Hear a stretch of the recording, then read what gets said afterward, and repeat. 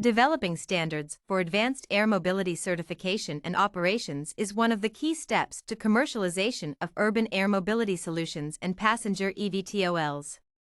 This week, the Federal Aviation Administration (FAA) announced that the U.S. and Korea will work together on advanced air mobility.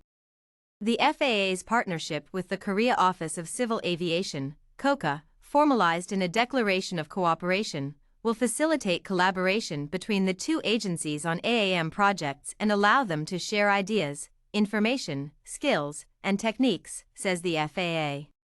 Collaborating with our international partners on safely integrating these new technologies will create more efficient, sustainable, and equitable transportation options, said Acting FAA Administrator Billy Nolan.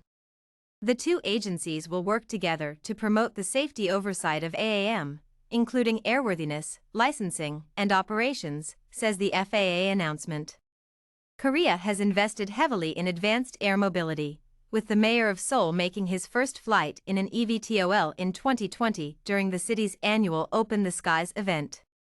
Korea's roadmap for urban air mobility, created in 2020, calls for commercialization of UAM by 2025. At the recent Smart Geo Expo in South Korea, participants lined up to try some of the many flight simulators available to show future customers what UAM feels like.